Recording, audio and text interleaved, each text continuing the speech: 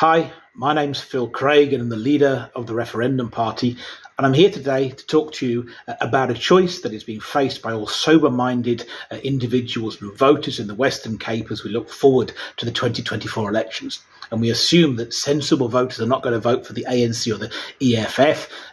Now we're talking about people who are wanting to secure a decent future for the Western Cape, and effectively for many people that choice is going to come down to voting for the DA or voting for a party that supports Cape independence. And obviously in our context we're talking about the Referendum Party. And on our website, which is www.referendumparty.org, if you go to the tab that says About RP, and then you'll see these two futures laid out. But this is how we see these two choices playing out for people in the Western Cape.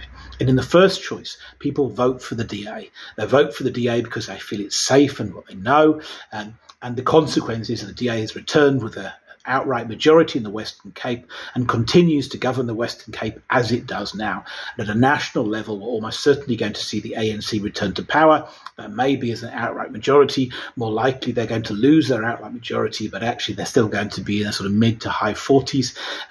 And they're going to form a coalition government in the best case circumstances with an irrelevant party, and in the worst case circumstances with the EFF. But this, of course, will leave the ANC in charge of all of the major policy decisions, including in the Western Cape. So here in the Western Cape, we'll continue to be forced to implement race-based policy because that's what the ANC want.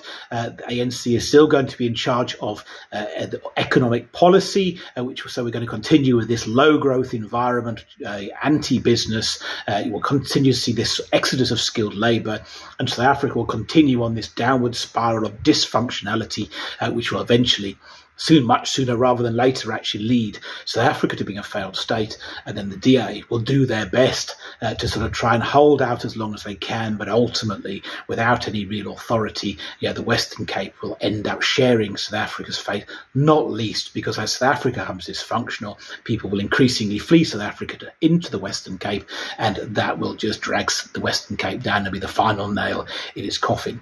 So for all that the DA are doing a good job in difficult circumstances, if we vote for the DA and we don't take care of the deep underlying problem, then the Western Cape is going to share South Africa's fate. Now, the other future is that you vote for the Referendum Party or other parties that support Cape independence, and we'd like you to vote for the Referendum Party. And collectively then, we force the DA into a coalition. We get the DA just below 50%, and we force them into a coalition where they must listen to the Western Cape people and hold a referendum on Cape independence. And it's not our intention to remove the DA from power. We recognise that they've done a decent job given the circumstances. The issue is with the system. We want the DA to hold a referendum on Cape independence, which they know 68% of Western Cape voters want. If you vote for the Referendum Party, we get this referendum on Cape independence. We then know from our polling, and everybody accepts that if a referendum on Cape independence is held, the Western Cape will vote to leave South Africa. And suddenly the Western Cape will be in charge of its own destiny. The Western Cape government will be able to set its own economic policy. It'll be able to create this pro-business environment. We'll be able to get rid of race-based legislation and appoint on merit. We'll be able to create functional schools and hospitals. We'll be able to start building our country back up and moving forward. And rather than being in this downward spiral, we'll now find ourselves in this upward spiral where we start to rebuild this country and create this future, and hopefully we start to get some 10% GDP growth, and we start creating jobs. We create this prosperity, and we can then take that tax revenue and start to improve our services. And very quickly, indeed, we'll find ourselves living in this first world country, the country that really we want to be living in all along and are entitled to in South Africa with all of the assets and beautiful things that we have here.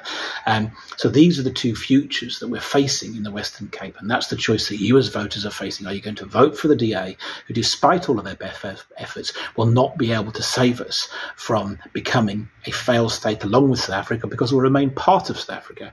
Or are you going to vote for Cape independence? Are you going to vote for the Referendum Party and force the Western Cape government to call a referendum on Cape independence, which then allows us to take control of our own destiny and ultimately ends us with living in a first world country separate from South Africa as opposed to a failed state?